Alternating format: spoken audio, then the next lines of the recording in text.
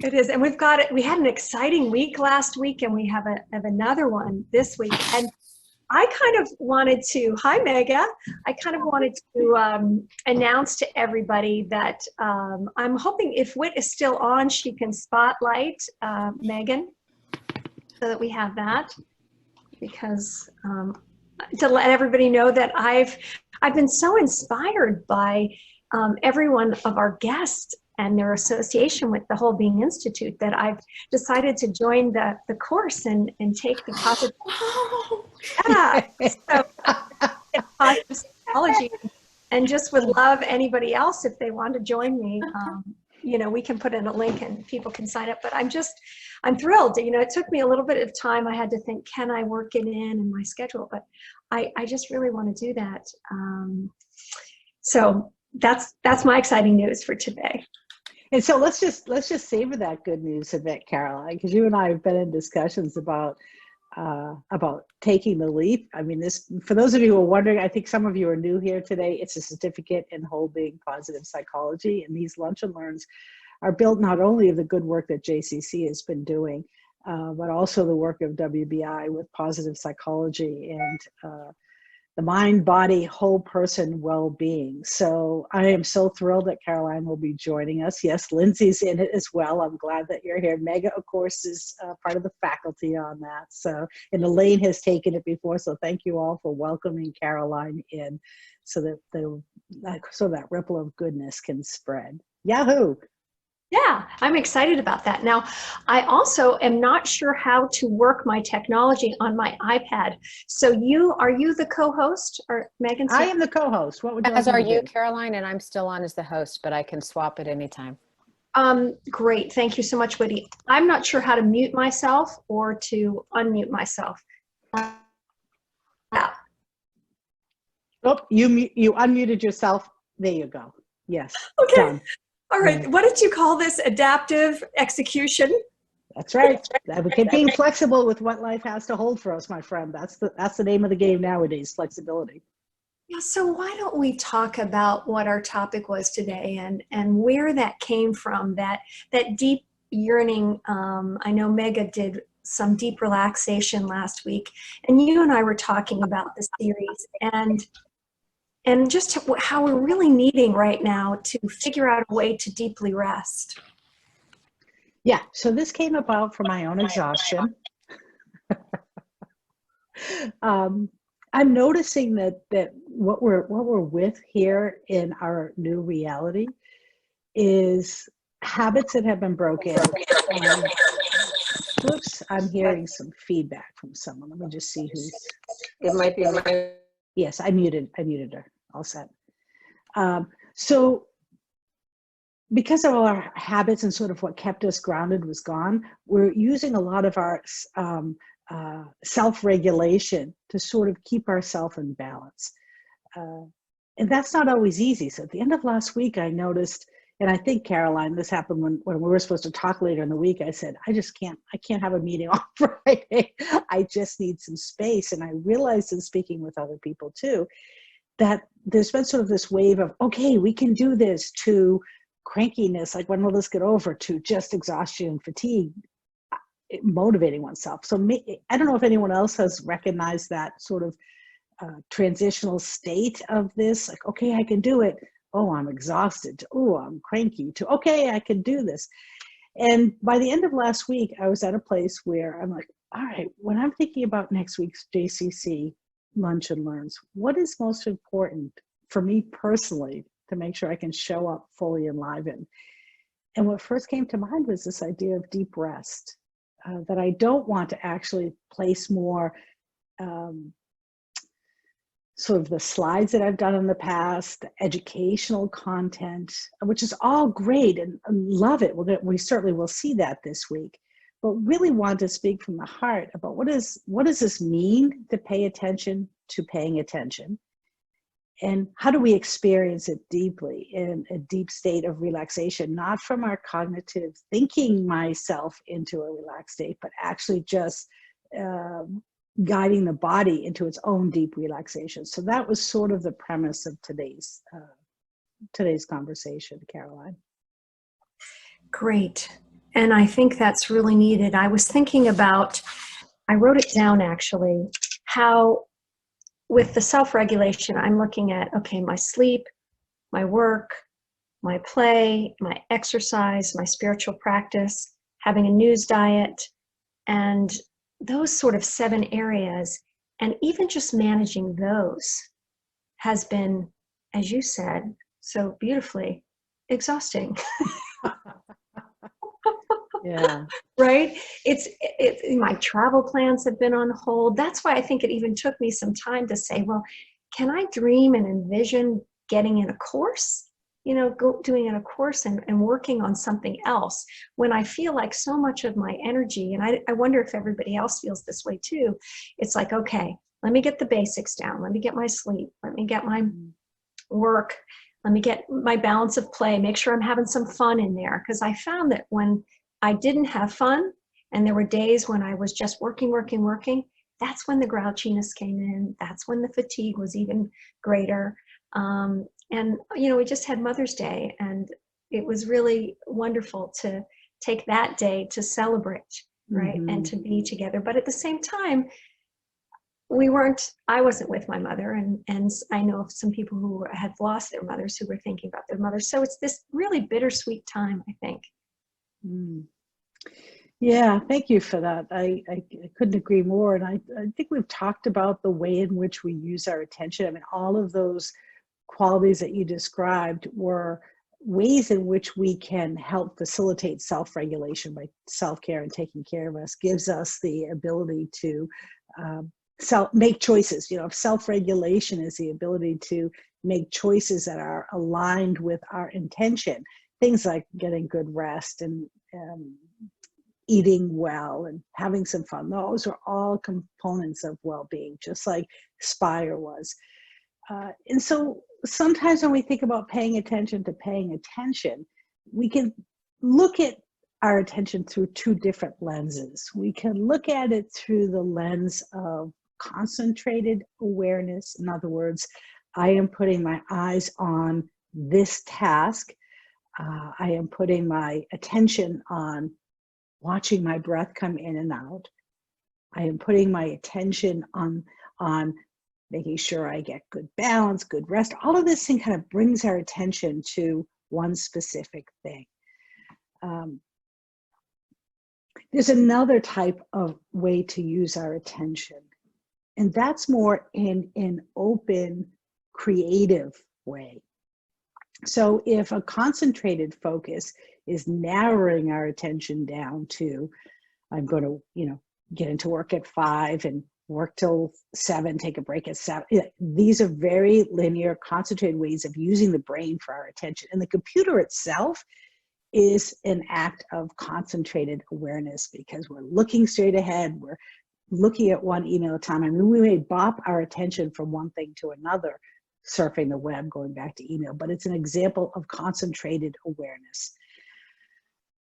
Open focus, on the other hand, is a sort of effortless opening of the aperture of our attention. Instead of taking it down and noticing 1 or 2 specific components, it's the effortless way of open focus allows everything that's happening to be held as it's happening, just as part of the attention that you're cultivating. And I guess for the sake, before we go into the practice itself, I want to lay a little bit of not ground rules, but grounding and understanding about how we use our attention. And we tend to lump all of this attention stuff under the realm of mindfulness. And that one term holds an awful lot. So I'm going to actually define it the way Bishop defines it, in saying that mindfulness is the self-regulation of attention with an attitude of curiosity, openness, and acceptance. So what I love about that definition is it talks about self-regulation in terms of attention. And that doesn't mean our attention has to be small and focused in a concentrated way. It also means the self-regulation of, the effortlessness of just opening up to the whatever is happening right now, the space between the points, I could say. And so when you look at the mindfulness research, much of it, when people think of mindfulness, they think of the concentrated awareness. They think of taking their attention to one point. And what I wanted to practice today is kind of going between what I would call concentrated focus, taking our attention to a specific direction, and open focus, finding the space between. I'll give you a quick example. I'd like you to notice your right ear. I'd like you to notice your left ear. Notice your right ear and your left ear, and now notice the space between. Your mind can actually concentrate on the right ear. It can concentrate and locate the left ear, but what is this space between?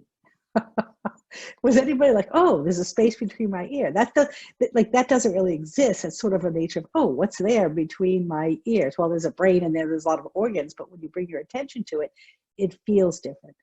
So I could bring your attention to, for example, the right eye. And then I could say, imagine the middle of the right eye. Don't you get a bigger sense of the eyeball? It's not just this little thing right in front, but actually, I could even say to you, imagine behind the right ear, right eye. All of a sudden, you get this sense of the eyeball being a bigger three-dimensional thing than a concentrated focus. I'm going to pause because that's sort of I'm trying to differentiate between those two. And I'm just going to pause, Caroline, and say, does that make sense to you, what I'm doing?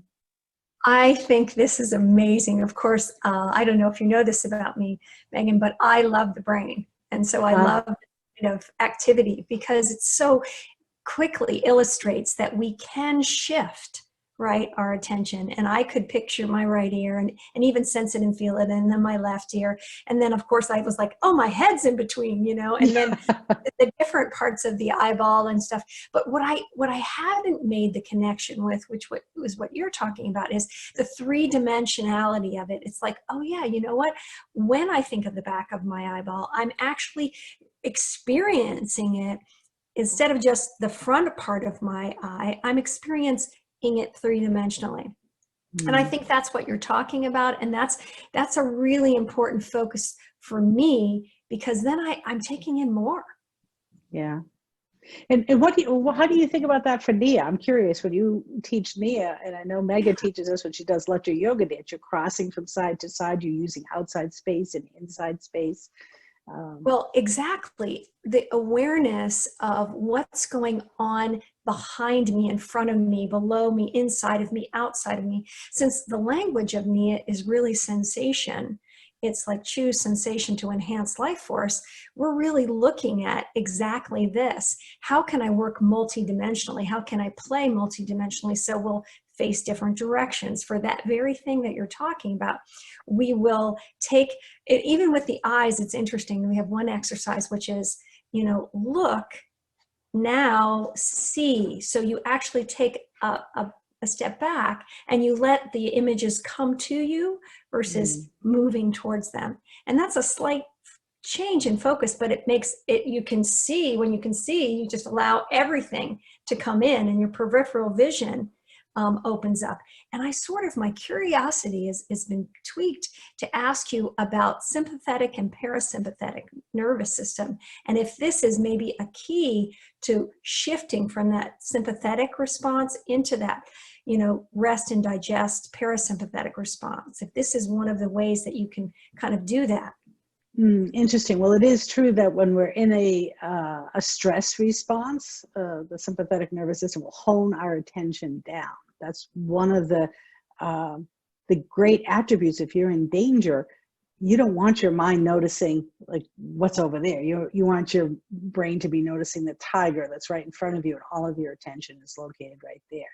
So certainly when we're in stress responses, the vision itself narrows down. And this, you know, we've heard Barbara Fredrickson talk last week, and you know, one of the things that positive emotions do is they actually allow the peripheral vision to be able to see more. So your visual capacity, the aperture of your vision actually opens up more. So positive emotions do open up the periphery. And you know, it's, when it comes to how the brain works and the nervous system work, we tend to think of cause and effect, but really it's an intertwining system together, right? So the way that the body responds, if you're doing an open focus versus a concentrated focus, plays a role in how your brain perceives it, and how your brain perceives it plays a role in how your body experiences it. It's bi-directional. It's a two-way street between what your brain is conceptualizing and what your body is sensing and feeling and doing, and vice versa. So I even like to think about,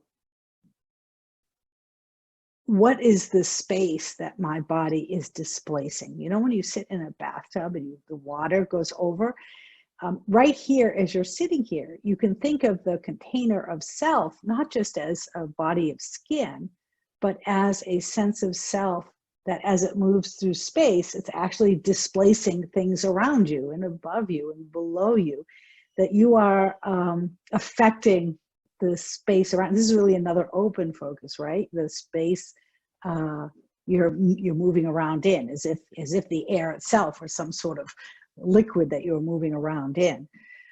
So what's interesting about the dancing and the movement and even the open focus is it allows us to reshape our perception of who we are in this body, and our experience of this self as being bigger.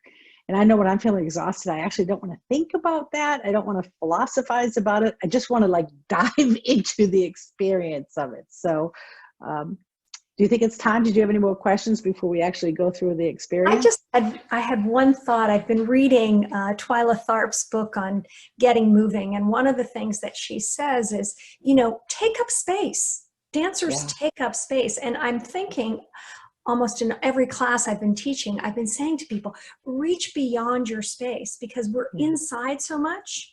And I find that when I get tired, my sense of boundary, it's almost like the boundary and my sense gets a little smaller.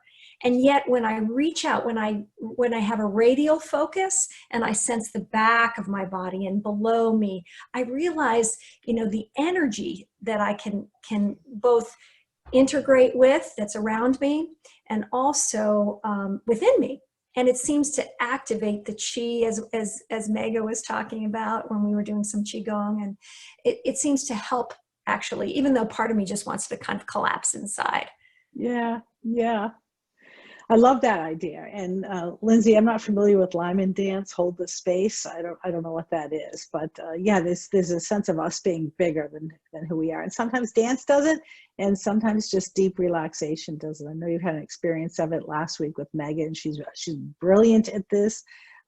So I hope to give you a taste of what the difference between effortless practice is to a concentrated awareness. And by the way, just those of you who are into the science, you know, it's when you look at the researchers who look at mindfulness, Ellen Langer has done a great deal of work on this type of mindfulness, which is more creative mindfulness, noticing the novel, taking your awareness outside of sort of the structures you've set up for the day.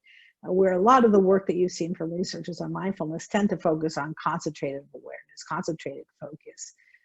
So Ellen Langer is someone we can look at from what does it mean to notice the novel of our experience, the newness, the differentness, the outside the norm. So, oh, a modern dance artist. That's great. He was genius, suspend, release. Oh, I will have to look into that. Winnie asked a question about the Tharp book you were referring to, Caroline. Yes, here I have it right here. Coming up soon. Twyla Tharp, Keeping It Moving. Yeah, that's a good book. Yeah, and I think she's referring to Jose Limon, beautiful modern dancer. Recall and recover. Yeah. It all ties together, all of you people in the dance area. So today won't be about dancing. Today is about sort of deep rest. So I'm going to lead us through an experience. I'm going to sit in my usual yoga posture, but I would actually recommend, if you're feeling like you really want to deeply relax, to lay down, to take your video down. And I don't normally say that because I like to look at you, but I say it in this time because we're not going to be moving or using our effort or using our concentrated awareness. We're going to be sinking into just this moment. So if you want, you can take down any videos. You can lay down on the floor or on the couch. If you're more comfortable sitting, that's fine too. And one of what I want to be doing is bringing you through a series of places where you can place your attention. And it's more about imagination than it is about getting anything right. So I'm going to say things like imagine the center of your forehead. Imagine the back of your eyeball. So you're just, wherever I invite you to take your attention to, you just place your attention there. And sometimes I'll stop talking for maybe 10 seconds or so. And you just notice where I brought your attention to. There's no right, there's no wrong. It's okay if you fall asleep. It's okay if you, like, everything in this practice is acceptable. Wow, that's delightful, isn't it? What would life be like if everything that was done is okay? Like, there's no need to exclude any part of your experience. In fact, if you find yourself thinking about your laundry or your food list, you say, oh, there's my food list. And some part of your attention notices that, while the rest of your attention maybe focuses on the left ear. So nothing is excluded, nothing has to be drawn on. You just notice it and you just continue on the practice. And I do think that's enough talking about the practice itself. And it looks like, as I see, everybody is ready to go, as best as I can tell. So I invite you to take a nice deep breath in and a big exhale.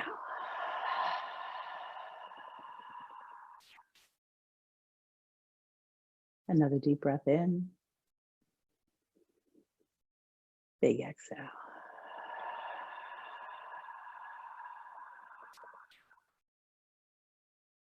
With that exhale, just feel your body sinking. Feel the weight of your body.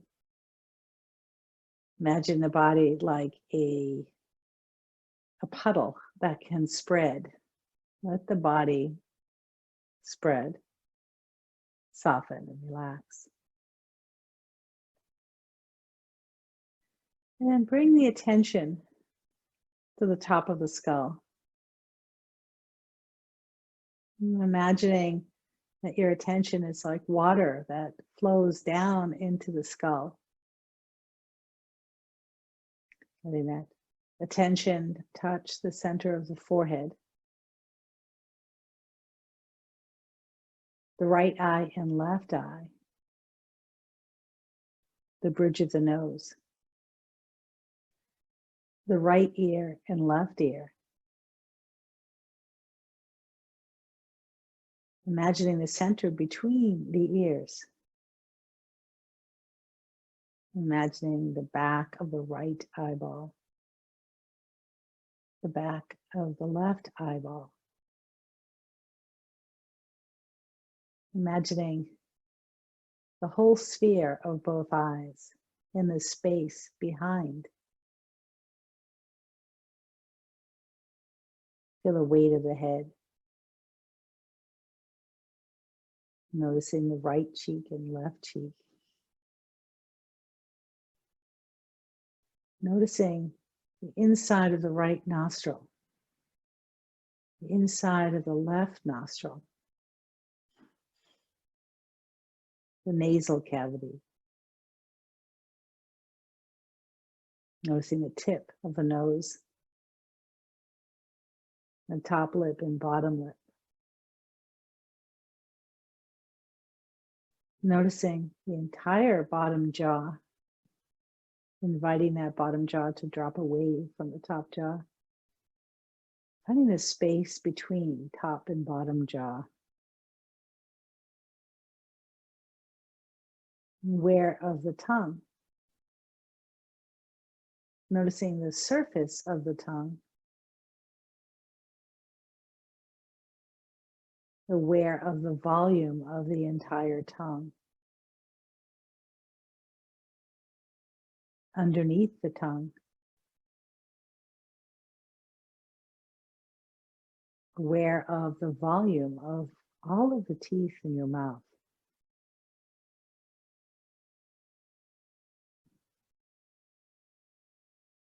Aware of the space in the back of your throat.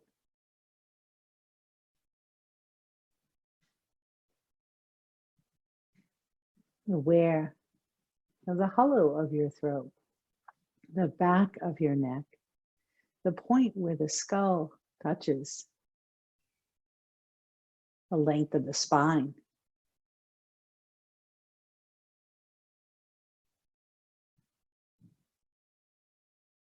Noticing the whole throat, noticing how the air fills the lungs, noticing the space of the lungs from the inside. Noticing the right lung and left lung and the space between. Noticing the right rib cage and left rib cage. The center of the right chest, the center of the left chest. The point behind your shoulder blades. The right shoulder blade and left shoulder blade.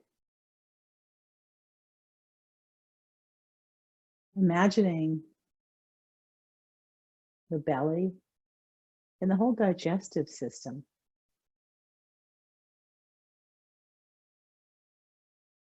Imagining the center of the belly.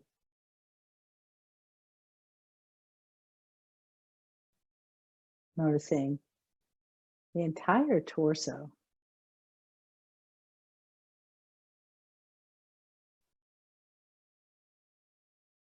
Noticing the right shoulder and left shoulder. Feel the weight of both shoulders hanging off the torso.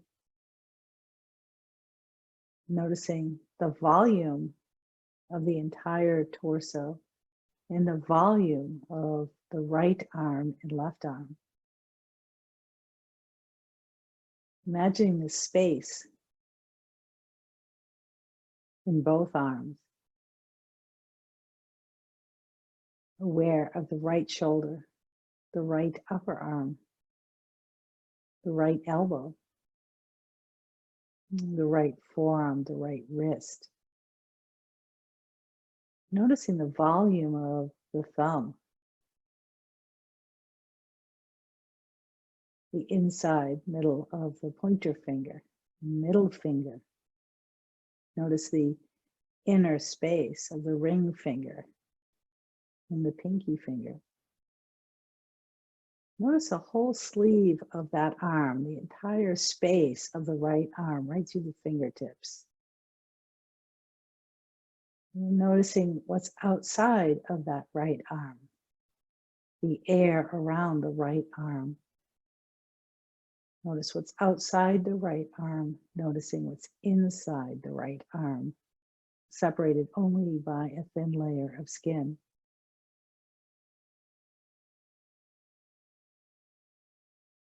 Letting your awareness come up that right arm, the right shoulder, the hollow of your throat, and let your attention, like water, flow down the volume of the left arm. Filling the arm with your attention so that you notice the left shoulder, the left upper arm, the left elbow,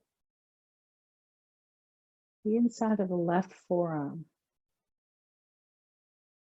the left wrist. Feel the gloves of the left hand. Fill the glove with your attention, feeling the space of the left thumb, the volume of the left pointer finger and middle finger, the center of the ring finger and pinky finger. Fill the whole sleeve of that left arm with your attention. In the center, the middle part of your left arm. And noticing the air around the left arm. Noticing all the space, all the air that surrounds that left arm. Noticing the space that's been displaced by your left arm.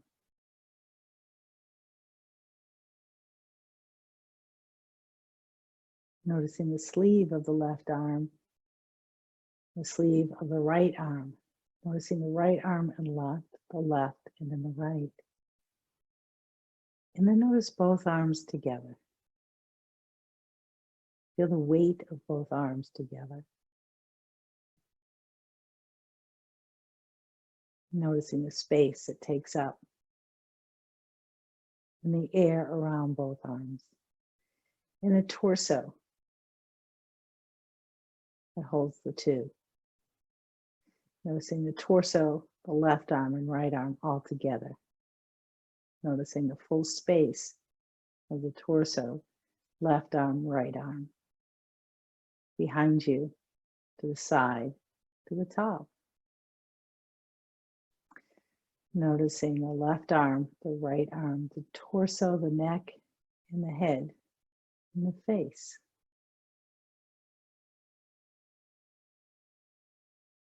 And then pour your attention down from the head to both arms, to the torso, and down the length of both legs, all the way to the toes.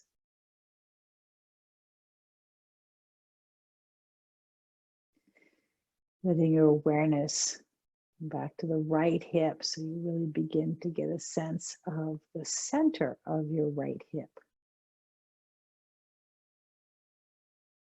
Letting your attention flow down that right leg so that you get a sensation of the right thigh muscle just draping over the bone. As that right leg spreads, softens. And you notice the right leg as space. Noticing the right knee, the back of the right knee, the center of the right knee, just above the right knee, and flowing down into the right shin and calf muscle. Trace the inside of the right calf muscle with your mind's eye. And then color in the whole leg with your attention. The shin bone, calf, down into the right ankle. Bring your awareness to the right heel, the sole of the right foot, the ball of the foot. And bring your attention down into each toe on the right foot so that you can feel the volume of the big toe, the fourth toe, the third, the second, and the first. Feeling a heaviness and a weightedness of that right leg. Noticing the ground beneath you and each point in the back of the right leg that's supported by something underneath you. Aware of what's on top of that right leg. The air, the space. And then noticing what's in the center of the right leg. The volume of that right leg. As you bring your attention up the right leg into the center of the pelvis and then over to the left hip, letting your attention sink into the center point of the left hip. Attention rolling down that left leg, aware of the left thigh. Letting that left thigh drape over the bone. The sensation of the spreading of the space of the left leg. Aware of the left knee, the top of the left knee, the back of the left knee, the right side and left side of the left knee.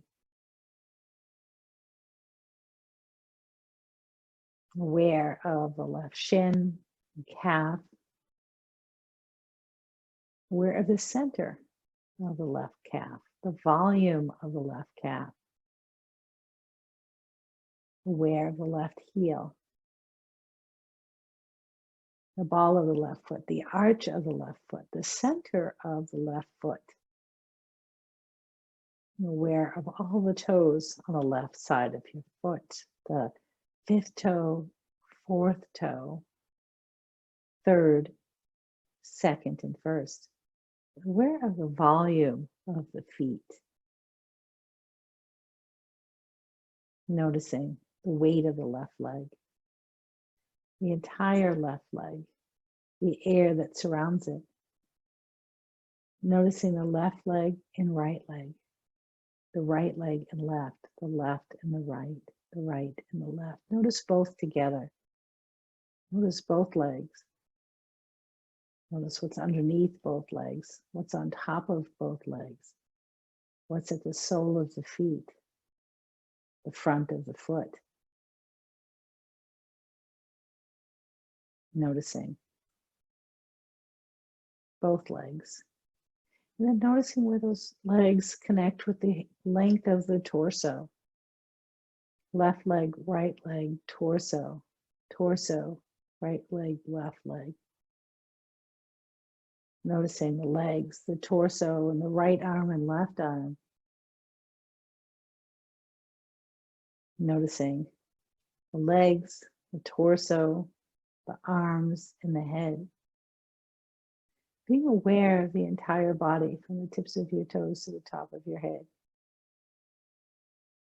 Notice the very center of your skull, the center of your torso, the center of the belly, the center of both thighs, the knees and calves, the center of both upper arms, forearms, the palm of your hand. Noticing the space in the right ear, the space in the left ear, the center of the skull.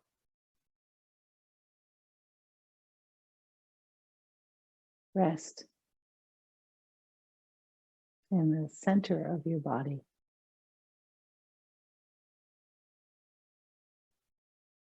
Remaining in silence and just noticing about the next 30 seconds.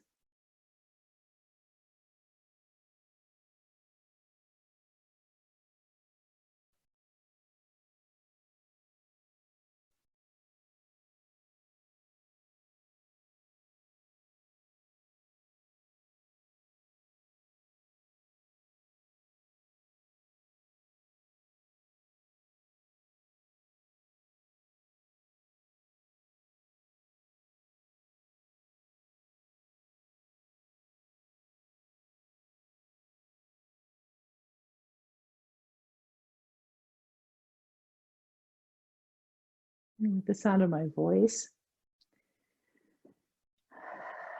invite your breath to deepen.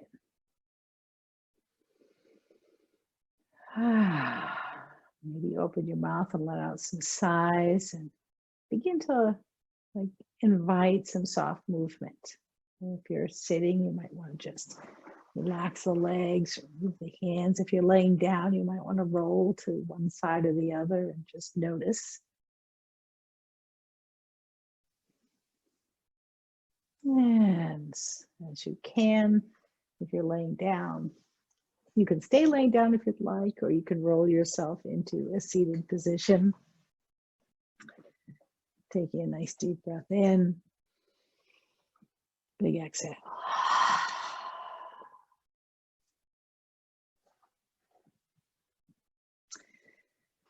There is your afternoon rest for today. And I'm curious, as you just noticed, and this isn't moving from a place of effortlessness into effort, but if it feels right for you to jot down some things that you're noticing right now, that would be helpful in the chat if that feels okay. And let's see if you have any questions too. Ah, that was so wonderful. Oh, I'm glad about that. Yeah. And I know that some people are curious sometimes, well, what if I fell asleep, or what if I noticed I was nodding off? Mm-hmm. And what do you say about that? Apparently you needed to sleep. Yeah. Yeah. And yeah. And This I is just one of want to those. reassure, Yeah, go ahead. You were going to say something. yeah, just reassure people that in fact could be a signal that you might want to do this a little more often. Yeah. So I think of something like this as deeply restorative, and I find it fascinating. I've been doing this particular practice for a very long time. It's my favorite of the yoga practices. It's called Yoga Nidra, which is yoga sleep. And there's many different ways of doing it. I mean, this is just one of many. It's like breathing techniques. There's a gazillion of them to do. And I used to think, oh, I have to keep my attention on exactly what the speaker is saying. And I realized that you don't. You're sort of in this space between not really asleep, not really awake. It's a very relaxing state of sometimes hearing what I'm saying, sometimes not. Or maybe you found yourself nodding off and then coming back in. So I think of it as sort of a lovely hammock state of just deep rest, and it's quite okay if you fall asleep. It's actually in some traditions, the falling asleep is actually encouraged. There is such a thing, believe it or not, as sleep yoga, which I just love, where you learn to play with the different dimensions of the waves that your brain goes through as you're falling asleep and moving into deeper sleep. So you may notice that sometimes you're more awake, sometimes you're not so awake, and it's really just the brain cycling through these different sleep cycles or awake cycles. And this, there's nothing inherently wrong with falling asleep. This isn't one of those practices where we're concentrating your awareness on a certain thing and it's wrong to fall asleep. So it's quite okay to fall asleep. Let's see what people are saying. Joanne asks, I always nod off. Yes, that's a great compliment. I always fall asleep when Megan's talking. That's nice. I do the same when you do this practice, Megan, my friend. Can you do it yourself? Joanne, you can do it yourself. I actually prefer not. When I really want a deep practice, I don't do it myself. I listen to someone. So Megan has some great audio CDs. Richard Miller is one I use very often too for yoga nidra. I actually find as I'm saying it to you, I don't go into as deep of a relaxation state as when I'm listening to someone else, but it does bring me into a relaxed state, even when I say it myself. So you could tape yourself and then listen to the experience so that you're not trying to lead yourself and have the full experience as well. And Laura, I missed you this morning too. Maybe tomorrow I'll see you. Terry, I'm glad you're relaxed and grateful and somehow rested. That always amazes me after this type of practice, that you can do it for 15 minutes and it really is a refresher. Keep it moving. Yeah. Mary says, it felt great. I had a frightening thought when you mentioned the air around me. As at first I saw the virus attacking me, and then I realized I can change my thought about this. When I paid attention to the center of my body, I felt my whole body being protected. Beautiful. Yeah, thank you, Mary, for that observation. Other people are noticing rest or less tense, tight muscles. Sometimes my mind wanders and comes up with creative ideas. Yes, that happens too, Lindsay. Cindy, thank you. Feel more relaxed and sometimes healing tears. Yeah, that happens too. Yes, that is like yoga. This is a form of yoga nidra. Yes, and it is a body scan too. So it's funny, even when you think of these things like mindfulness, mindfulness is not one thing. Sometimes, like in John Kabat-Zinn's 8-week program, he calls it a body scan. Other people might call it a yoga nidra. So yes, everybody has their own vernacular to what this is. Feeling energized, and Judy, I find that too, feeling very, very tired.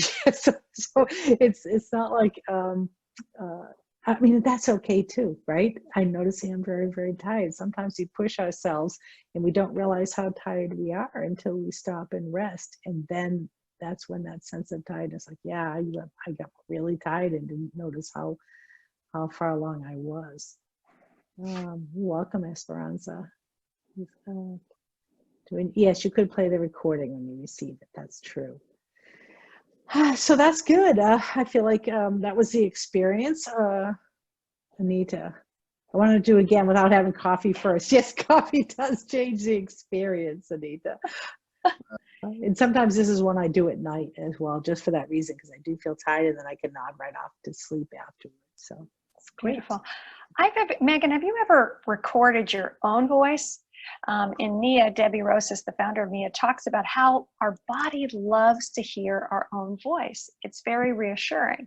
So she's even recommended at times to, get the script. I'm sure there's one available online, just like what a yoga nidra would be, and then read it into your phone and then play that phone back, so that it's your own voice to alternate between that.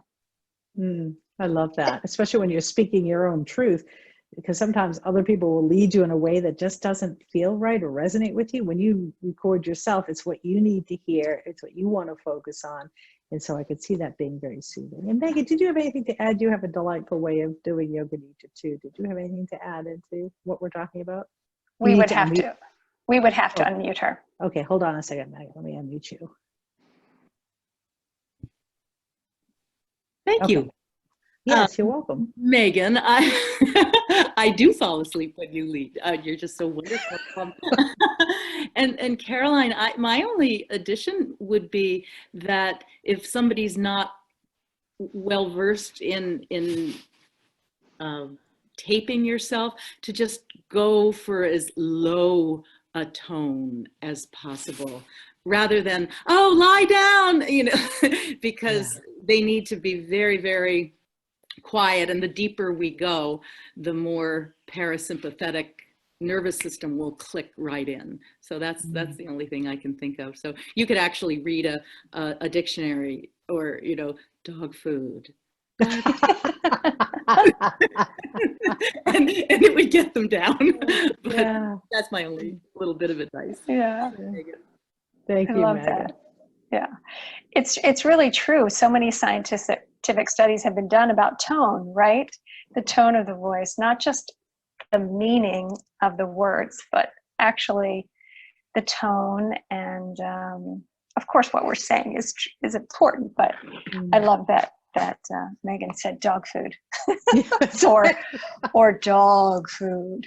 Yeah. So I think I talked about at one point what we're saying yes to and what we're saying no to. And this is one that brings the energy down. It sort of relaxes one. And so I'll just say that, we've done other techniques that brings up the energy, like the tapping and the things like this that, we can, if we're feeling sluggish, we want to wake ourselves up and, tap and, hit the different points from a physical perspective. That's another thing that we can do as well. But today I really wanted to honor a sense of tired, a sense of exhaustion, saying no tapping, no creating energy, just allowing yourself to dive deeper into the sense of relaxation. And it's actually, Richard Miller did some work on this type of yoga nidra. He calls it I rest, where he worked with veterans and said, okay, let's try, and instead of doing a full yoga class, let's look at this yoga nidra as one component of post-traumatic stress disorder.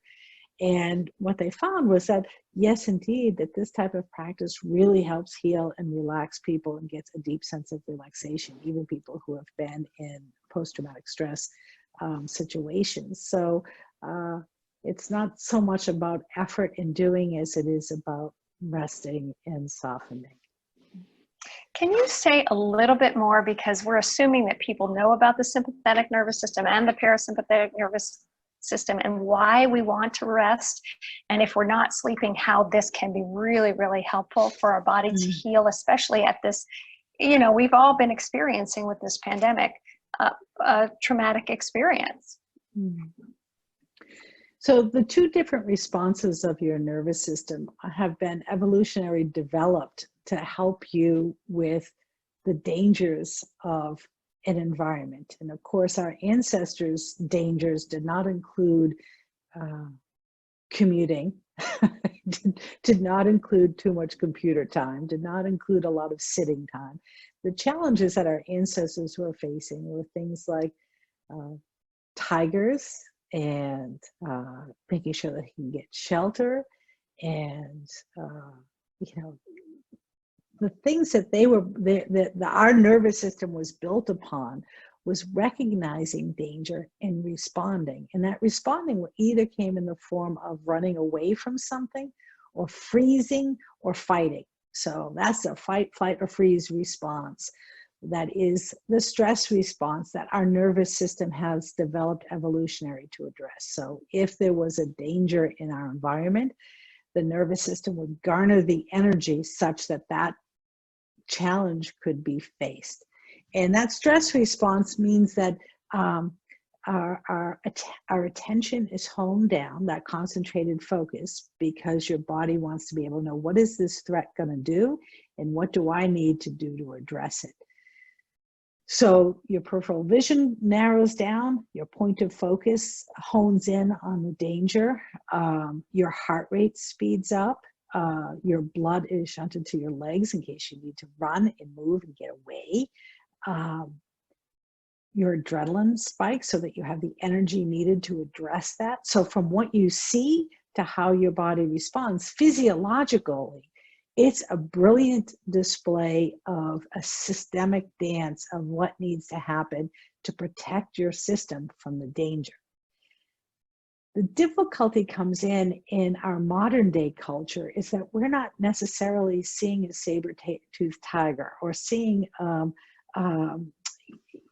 big danger that needs to be immediately addressed. We have under sometimes a chronic stress. And certainly the pandemic is such a stress where it's not really an acute danger. It's just ever-present, constant danger that our body is saying, okay, something is wrong here that needs to be addressed. What do I do?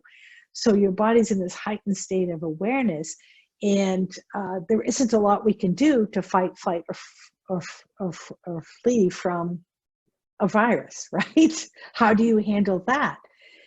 And if your body's always in the stress response, and it's more chronic and it's more overarching, the response of a freeze or fight or flight response doesn't really help you, right? It doesn't really address the problem. And that's why we've been talking so much about how do we untangle from the stress response of the sympathetic nervous system and move into a place where, like, okay, I can rest now. I can just give myself some downtime from stress. I don't need to be wound up because there's nothing immediately I can fight or flight or flee from. And so that's when we can manage the stress. We can not only manage that, we can also think about times when I can actually deeply relax, kicking in the parasympathetic, what's known as the rest and digest, or some of the work that's been done on the stress response in women have been around the tend and befriend. When we're under stress, one of the things that we can tend to do is actually bind together, connect together, to tend one another. So what we want to do is practice not staying in a chronic stress response, but looking at ways in which we can engage the parasympathetic to lower, to down regulate the nervous system. If our nervous system is always ratcheting up, it'll affect our sleep, it'll affect our anxiety, our worry, so we want to actually down regulate the stress response if we don't need it to handle an immediate threat. So that down regulation looks at things like deep breathing, like dancing, like going for a walk in nature, laughing with friends. So these are all down regulation techniques. And when we talk about self-regulation, it's noticing, where am I on the spectrum? Am I upregulated and need to calm myself down a bit? And so this is the nature of working within this system of self, that we have some natural biology that we could ignore, but why not understand what's happening so that we can actually address it more skillfully? That was a long answer, but that's what I've done. Well, it's perfect. And it also ties into what we're going to be focusing in the fall on, and now actually, which is I've been asked to plan my fall season, and it's sort of hard to think about what are we going to do next. But we're going to build resilience from the inside out, and we're going to help fortify our immunity. And one of the ways to do that is exactly understanding the system that you just described. Because when we are taxing our system, the world and the environment around us will tax it anyway. But if we're taxing it with worry and remuneration and, beating ourselves up and self-critical thoughts and all of those things, then we have to know that we're kind of giving ourselves a double whammy. So having fun, turning off the news, speaking of, upregulating. I loved that Michael Camber even said that he's on a news diet right now, and he's a newscaster last Tuesday. And he's made sure, he says to his mother, you can only watch 30 minutes. That's he's putting everyone in his family on a news diet. So it makes sense. So really important. I thank you for that very, very beautiful description that's so accessible for us right now, because I think it's going to help us. It's going to help us. It's not, there's a song that said, just another manic Monday. Do you remember that song? There was an old song. Like, this Monday doesn't have to be a manic Monday. It can really be, we can rest, we can digest, we can get grounded, we can feel our feet, and we can move through our week with these tools of, I can do a yoga nidra, I can calm down, I can, and I want to do that so that I'm available for, to either help somebody else or help myself, or just take care of my own health. Yeah, that's lovely.